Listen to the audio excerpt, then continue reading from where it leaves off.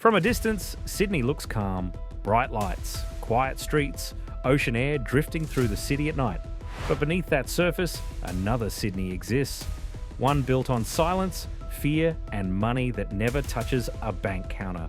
For years, police chased a name they could barely see. No address, no clear trail, no arrest. Just whispers moving through encrypted phones and trusted mouths. They called him the Ghost of Sydney, a man said to control drug routes, money flows, and violent decisions without ever stepping into the spotlight. He wasn't the loudest, he wasn't the flashiest. That's what made him dangerous. While others fell to bullets or prison walls, this man vanished across borders, directing an empire from thousands of kilometers away. This story isn't just about crime. It's about how power hides, how technology shields it, and how long a man can outrun the law before the shadows close in. Before we continue, make sure to like the video and subscribe to the channel, and let's dive into how the ghost was born. Before police ever called him the Ghost of Sydney, Bilal Hauchar was just another name moving quietly through Sydney's western suburbs. No headlines, no flashy reputation. In the early 2000s, Sydney's organised crime world was shifting. Traditional crime families were fragmenting. New crews were forming, often tied together by family links, shared backgrounds, and prison connections. Drug trafficking was booming. Cocaine, MDMA, and meth were flooding into New South Wales, where demand kept prices among the highest in the world.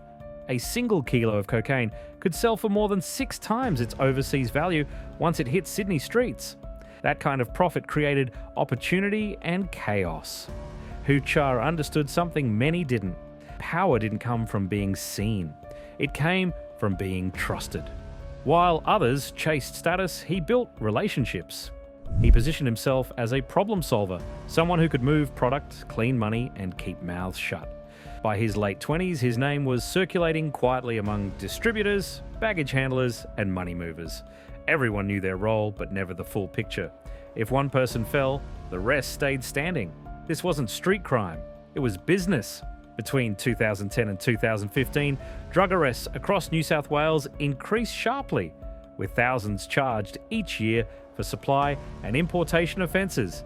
Yet Hauchar remained untouched. Associates were arrested, seizures were made, but his name never appeared on court lists. That absence wasn't luck, it was design. He avoided phones linked to his name. He rarely appeared at key locations. Meetings were indirect, messages passed through layers of people. By the time police identified a shipment or a money trail, the man behind it was already gone. This was the moment the ghost was born. Not from violence, not from fear, but from patience. And Sydney's underworld was only just beginning to feel his reach. By the mid-2000s, Sydney's drug market was no longer run by small crews. It had become an industrial system. Imports moved in bulk. Profits reached into the hundreds of millions each year. New South Wales remained the country's largest drug market, and cocaine prices in Sydney ranked among the highest globally, often exceeding $300,000 per kilogram at street level. That margin didn't just reward risk, it demanded organisation. This was where Bilal Hauchar thrived. Drugs entered Australia through air cargo and maritime freight. Insiders were key. Baggage handlers, logistics workers, and freight contacts ensured shipments slipped through with minimal exposure. Once inside the country, distribution was split across cells. No single group controlled everything. Everyone was replaceable. Money moved just as carefully. Cash was never allowed to pile up in one place. Profits were broken down, shifted through couriers, cash businesses, and offshore transfers. Luxury goods played a role too. High-end cars, watches, and real estate helped turn dirty money into something that looked legitimate. Australia's criminal intelligence agencies estimate billions are laundered through the country every year, much of it tied to drug crime. Hauchar's role wasn't street level. He didn't handle drugs. He handled people. He decided who worked with who, which routes were safe, and when operations stopped. If a shipment failed, the fallout never reached him. Others took the hit. What made his empire harder to attack was discipline. Violence was controlled, not random. Attention was avoided. There were no social media displays, no public threats, no obvious hierarchy. Police later said his operation behaved more like a company than a gang. As arrests mounted across Sydney, detectives noticed a pattern. Different cases, different suspects, same methods, same silence. They were chasing fragments of a machine, and the man who designed it remained invisible. By the time authorities realized how large the network truly was, the empire had already learned how to survive without ever revealing its center. By the late 2000s, organized crime had changed shape. Guns and cash still mattered, but control now lived inside devices small enough to fit in a pocket. Encrypted phones became the backbone of modern crime, and for men like Bilal Haucha, they were a shield stronger than bodyguards. These were not normal phones. They had no cameras, no GPS, no call logs. Messages self-deleted. Contacts were saved under fake names or symbols. Some devices could be wiped in seconds if the wrong password was entered. Police later revealed that tens of thousands of encrypted devices were circulating globally, used almost exclusively for drug trafficking, money laundering, and contract violence. In Australia, law enforcement estimated that encrypted communication platforms were linked to the majority of large-scale drug importations uncovered after 2016. Investigators could see the results: seizures, overdoses, cash movements, but not the conversations that made them happen. It was like watching shadows move behind frosted glass. Haucha leaned into this advantage. He rarely spoke directly. Messages passed through layers of trusted users. Instructions were short, coded, and deliberately vague. Names were never used.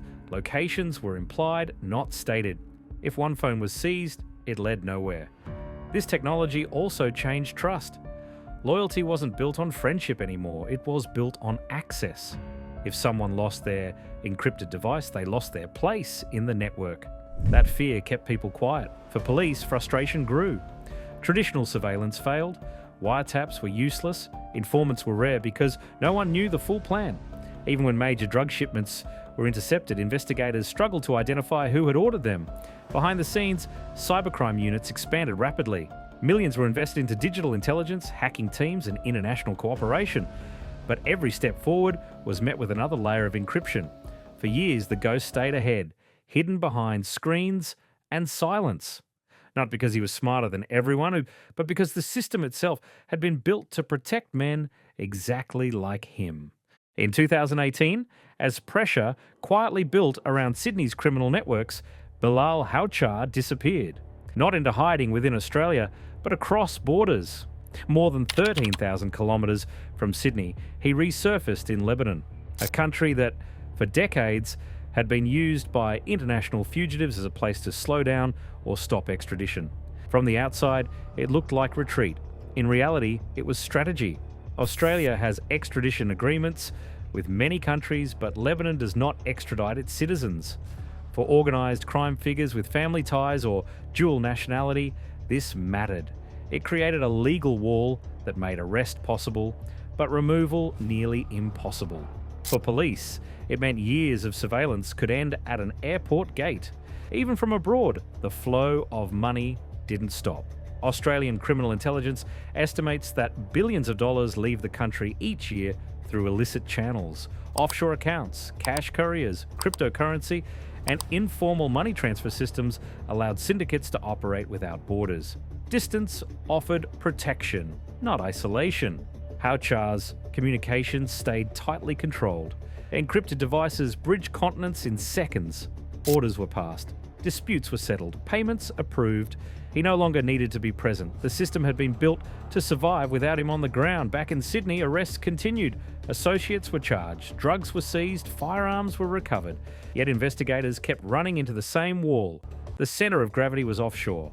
The man they believed sat at the top was living beyond their reach. This period reshaped the underworld. Rivals assumed power would weaken without direct control. It didn't. If anything, the distance reduced risk. No chance encounters, no surveillance mistakes, no physical exposure.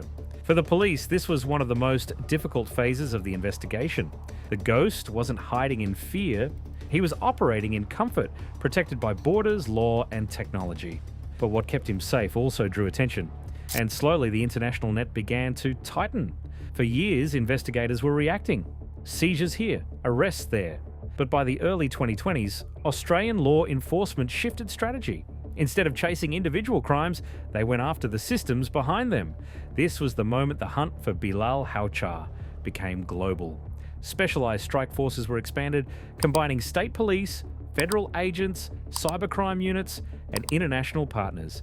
These teams focused on organised crime at scale, not just drugs, but money flows, encrypted networks, and overseas command structures. At the time, Australian authorities estimated that organised crime cost the country more than $60 billion every year, with illicit drugs as the largest driver. Raids increased across Sydney and regional New South Wales. Properties were searched, luxury cars seized, large amounts of cash, cocaine, and methamphetamine were recovered. Police also began seizing hundreds of encrypted devices, mapping how they connected to one another. Patterns started to appear. What changed everything was intelligence sharing. For the first time, Australian investigators could line up local arrests with overseas communications. Messages sent from abroad matched movements on the ground. Instructions given offshore appeared hours later as real-world actions in Sydney. The distance that once protected the ghost was now working against him. Authorities also followed the money. Illicit funds moving through informal transfer systems left digital traces when they crossed borders. Cryptocurrency, once seen as untraceable, became another thread to pull. Each piece alone meant little. Together they formed a picture. Behind closed doors, law enforcement began working directly with foreign agencies. Evidence packages were prepared. Surveillance findings were translated into legal frameworks that could be used overseas. This wasn't fast. It took years. Meanwhile, pressure on Houchar's network increased. Trusted figures were arrested. Others turned cautious. Communications slowed. Silence, once a strength, became a liability. By the time police were ready to move, the ghost had fewer places to hide. The hunt was no longer about finding him. It was about choosing the right moment to act, and that moment was coming. After years of moving freely beyond Australia's reach, the run finally ended. In early 2025, Bilal Houchar was arrested in Beirut. No dramatic chase, no public escape attempt, just a quiet moment where the man police had hunted for more than a decade was finally stopped. By then, Houchar had spent over 6 years outside Australia.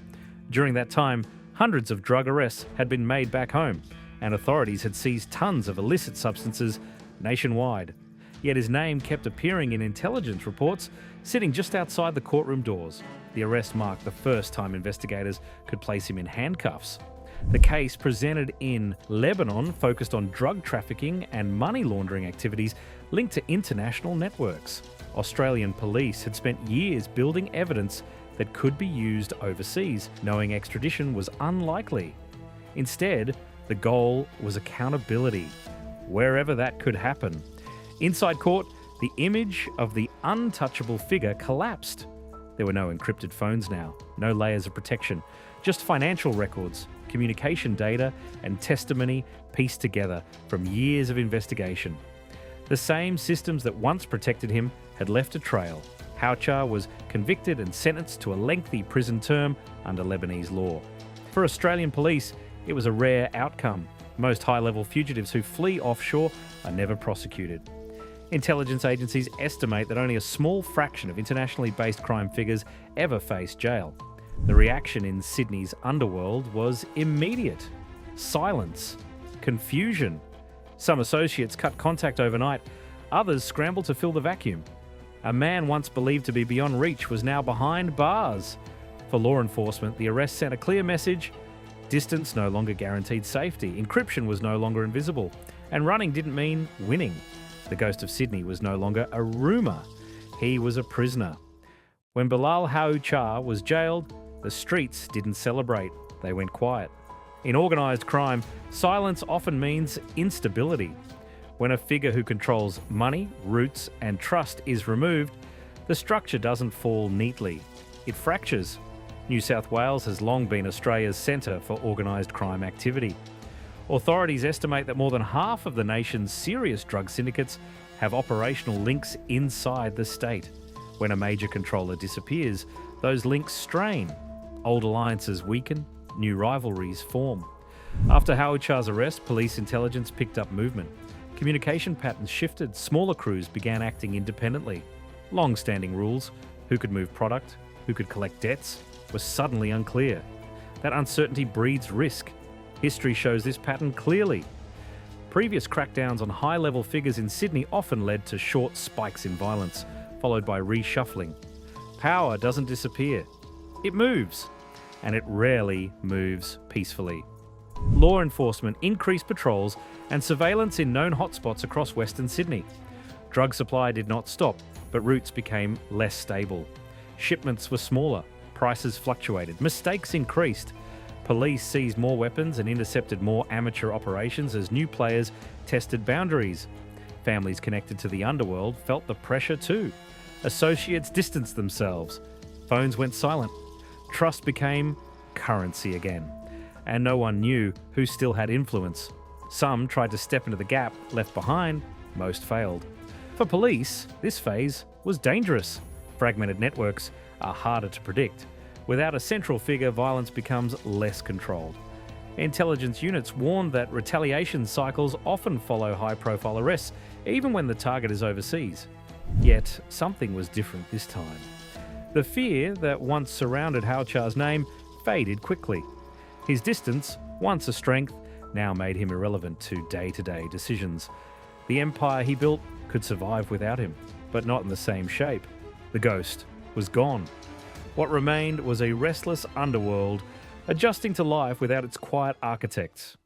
The fall of Bilal Houchar didn't end organised crime in Australia. It exposed how modern it had become. By the early 2020s, authorities estimated that more than 70% of serious organised crime investigations involved encrypted communication in some form. Drug syndicates no longer needed territory. They needed access to phones, to money systems, to trusted intermediaries. Borders became lines on a map, not barriers. Australia had already seen this shift play out.